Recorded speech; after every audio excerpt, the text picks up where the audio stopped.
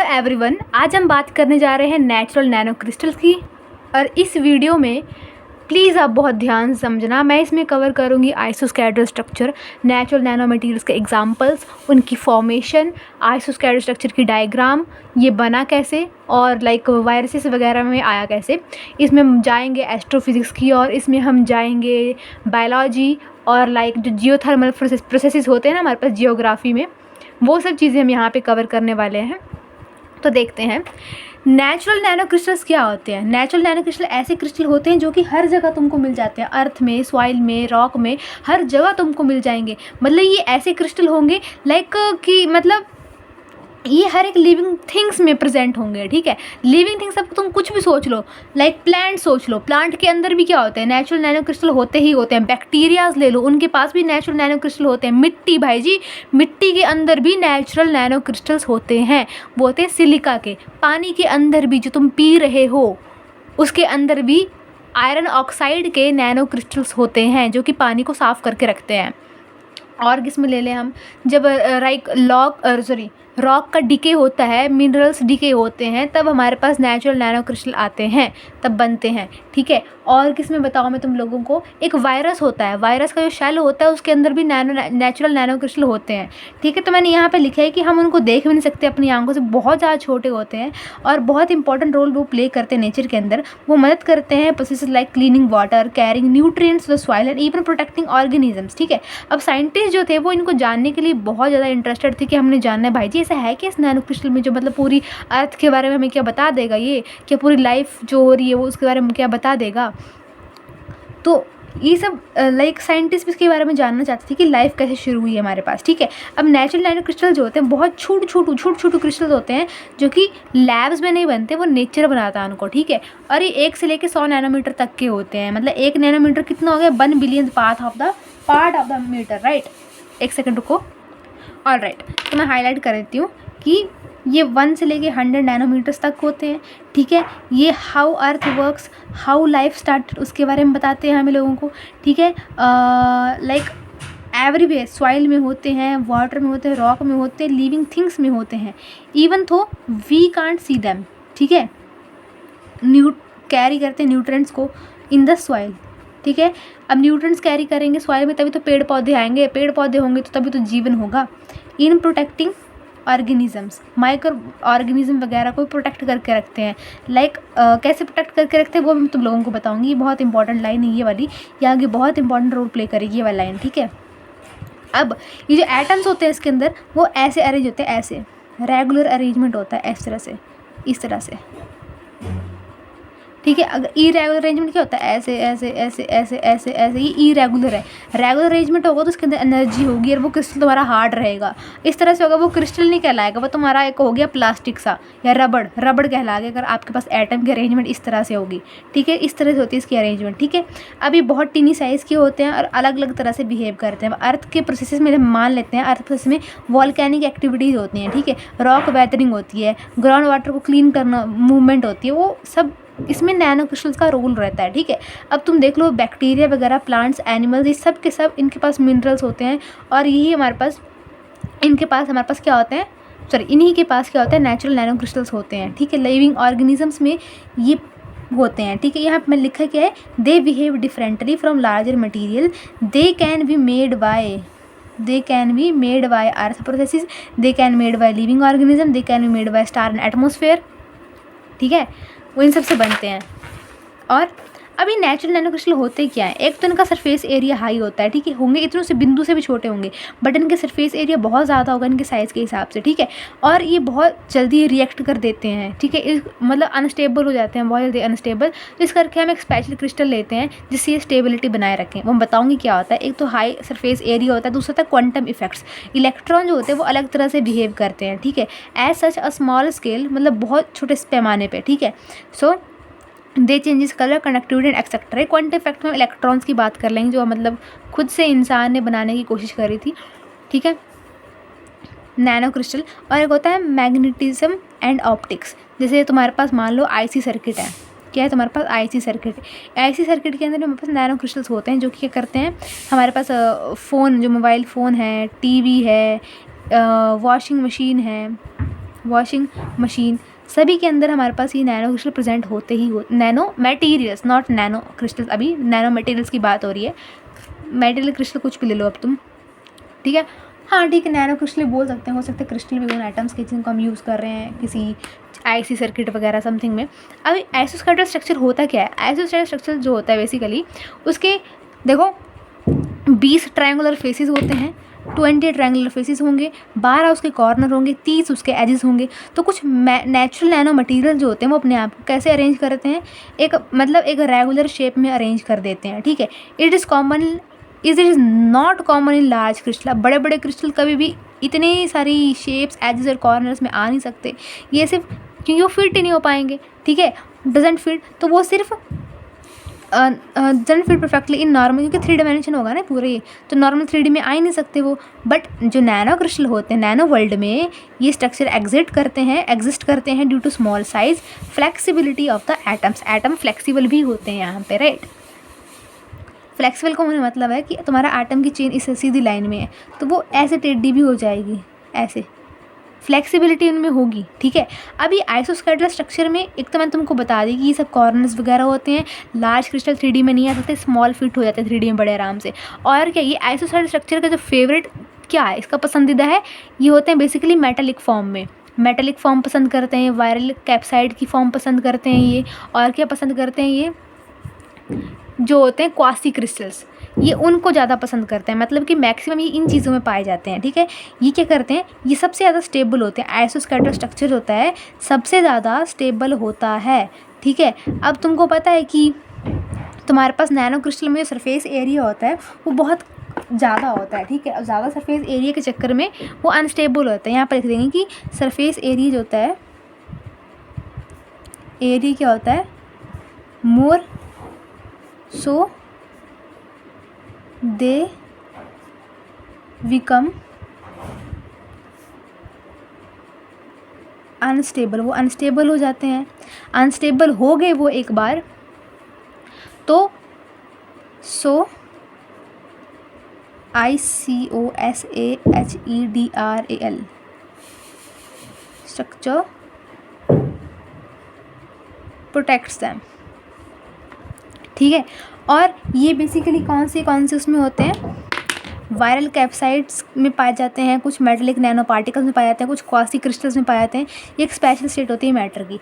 अब एग्जांपल देखना चाहेंगे, एग्जांपल में क्या होगा। देखो सबसे पहले मैंने तुमको बताया कि बैक्टीरिया, ठीक है। अब कोई देखो एग्जांपल में मेरे पास एक बैक्टीरिया है जिसका नाम है एडिनो वायरस, राइट। बैक्टीरिया का नाम है एडिनो वायरस।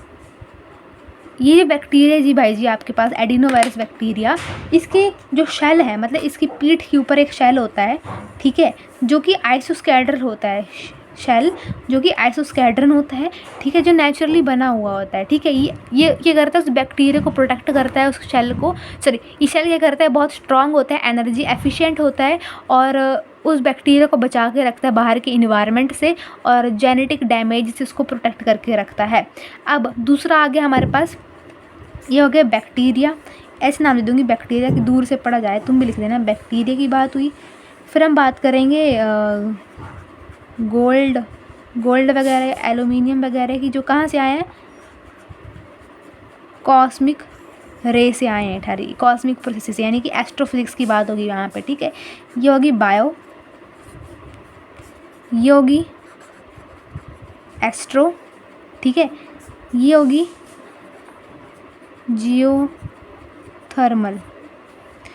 मतलब कहने का मतलब है, बायोलॉजी में हमने वायरस के बारे में पढ़ा, यहाँ पे एस्ट्रोफिजिक्स शुरू हो जाएगी। एस्ट्रोफिजिक्स कैसे, यहाँ पे देखो मेटल नैनो पार्टिकल्स होंगे, गोल्ड और एल्यूमिनियम हमारे पास, जो कि नेचुरली फॉर्म करेंगे आइसोस्केलेटल स्ट्रक्चर्स को with when conditions are right. Conditions are right का मतलब है कि हमारे पास क्या होगी, देखो कॉस्मिक रेज होती हैं, चलो वो आगे बताऊँगी मैं आपको बनते कैसे हैं, अभी एग्जाम्पल दे रहे हैं, ठीक है। हम सिर्फ एग्जाम्पल देंगे, ओनली एग्जाम्पल, ठीक है। प्रिपरेशन नहीं बताएंगे, preparation later, preparation will discuss, ठीक है। सो उसके आते हैं हमारे पास आयरन ऑक्साइड नैनो पार्टिकल्स, ये पानी के अंदर उधर पानी को साफ़ करके रखते हैं। Iron oxide nano particles FeO natural water में होता है, उसको साफ़ करके रखते हैं। सिलिका नैनो क्रिस्टल जो होते हैं वो सेडिमेंट्स मिट्टी में प्रेजेंट होते हैं, ठीक है। तो समरी हमारे पास क्या रही, यहाँ पे हमारे पास समरी रही कि हमारे पास ये 20 साइडेड स्ट्रक्चर होता है, सुपर स्टेबल होता है, और ये टीनी होते हैं, नेचुरली मेड क्रिस्टल्स होते हैं। One of the coolest shape they can take is the isoskeleton shape, सबसे प्यारी, सबसे मतलब सबसे हॉट शेप ये होती है, ठीक है। अब साइंटिस्ट को हेल्प करते हैं कि वो नेचर को बड़े help scientist to understand nature better. अब फॉर्मेशन कैसी होती है, आगे हमारे पास फॉर्मेशन। अब बताऊंगी बायोलॉजिकल केमिकल प्रोसेस, यहाँ पे आगे पहले बायोलॉजिकल प्रोसेस होगा, फिर एस्ट्रो पे आएंगे हम, उसके बाद हम आएंगे जियोग्राफी की बात करेंगे। बायोलॉजिकल प्रोसेस, चलो पहले यहाँ पे जियो केमिकल प्रोसेस लिखे हैं, तो और जियो केमिकल प्रोसेस की और बढ़ते हैं। तो लिखा है नेचुरल नैनो क्रिस्टल जो होते हैं वो क्या होते हैं, प्रोड्यूस होते हैं by geological, biological and cosmic process. तो जियोलॉजिकल प्रोसेस में क्या आ जाएंगे, जियो केमिकल प्रोसेस में हमारे पास क्या आ जाएगा, देखो डिके ऑफ रॉक्स और मिनरल्स कैन, जब रॉक टूट जाएगी तो मिनरल्स क्या करेंगे, रिलीज़ कर देंगे नैनो क्रिस्टल को। इसका एग्जांपल हमारे पास क्ले नैनो क्रिस्टल, ठीक है। अब आयरन ऑक्साइड जो कि पानी के अंदर होता है, और सिलिका नैनो पार्टिकल जो मिट्टी के अंदर होते हैं, ये देखो, ठीक है। अब देखो हमारे देखो ओशियन है, ठीक है, ओशियन में पानी होता है, तो पानी के अंदर भी कहीं ना कहीं बहुत गहराई में ज़मीन होगी ही होगी। अब हमें पता है कि हमारे अर्थ है, अर्थ के कोर में क्या होती है, हीट होती है। यहाँ पर तो वो थोड़ी सी यहाँ पे थोड़ी सी दरार पड़ जाएगी, हाइड्रोथर्मल बैंड उसे बोलते हैं। हाइड्रो का मतलब क्या होता है वाटर, और थर्मल का मतलब क्या होता है एनर्जी, ठीक है। यहाँ पर लिख दो, हाइड्रो का क्या मतलब होता है वाटर, थर्मल का क्या मतलब होता है हीट। तो इस दौरान हमारे पास मिनरल बनते हैं, उनका हाई प्रेशर और हाई टेम्परेचर होता है, under high pressure and temperature minerals produce होते हैं हमारे पास यहाँ पे। उसके बाद बायोलॉजिकल प्रोसेसेस में हमारे पास क्या जाएगा, बैक्टीरिया जिसका नाम है मैग्नेटोलैक्टिक बैक्टीरिया। ये क्या काम करता है, नैनो क्रिस्टल के प्रिपरेशन में हमारी सहायता करता है। बायोलॉजिकल प्रोसेस में हम बोल देंगे plants and bacteria, organism, micro organism like plants and bacteria हमारी मदद करते हैं।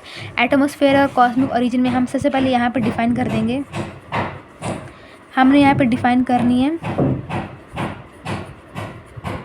कॉस्मिक रे, दूसरा इंटरस्टेलर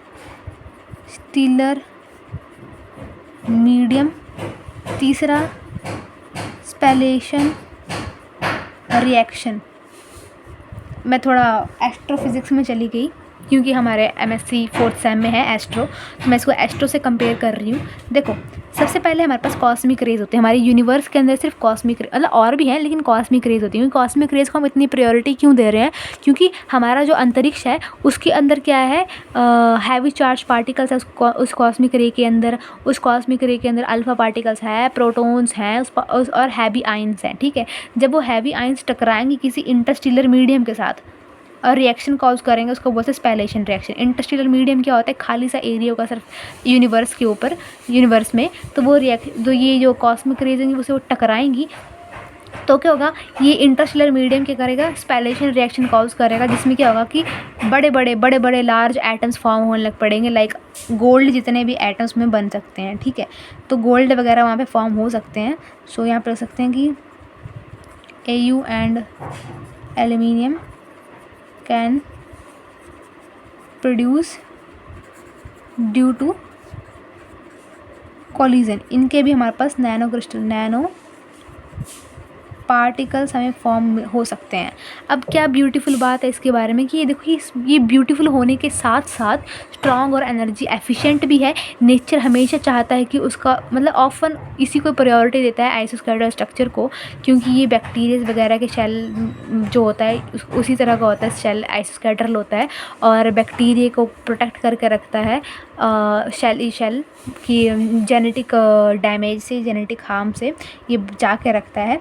और एटम्स अपने आप को अरेंज करते हैं ताकि वो एनर्जी को बचा के रखें, मतलब इस तरह से अरेंज तब होते हैं बारी में ताकि एनर्जी इनके अंदर सेव रहे, ठीक है। Arrange to atoms arrange to save energy, ठीक है। और यहाँ पे भी की very strong energy efficient, not just beautiful, ठीक है। और shape it can hold lot of little material, ये ये सबसे इम्पॉर्टेंट लाइन है, सबसे ज़्यादा इम्पॉर्टेंट लाइन, ये सबसे ज़्यादा इम्पॉर्टेंट, ठीक है।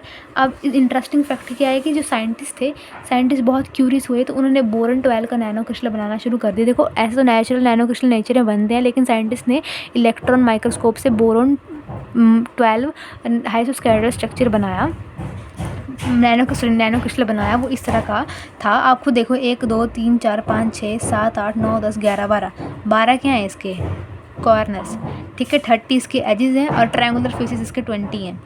तो ये आइसोस्केलेटल स्ट्रक्चर है आपके पास, boron cluster containing 12 atoms. The cluster is basic unit of number of boron lattices. This is all about your natural nanocrystal. I hope आपको समझ आया होगा। Please like, share and subscribe my channel for more videos, or you guys can comment me like any kind of video that you want, ठीक है, whatever you need, or like comment me, or DM me in Telegram if you have any problem, like to understand something like in astrophysics, in nanophysics, like in electronics, like in or कौन subject nuclear technology. I will upload it, right, and I can reply all your doubts there in Telegram. Thank you.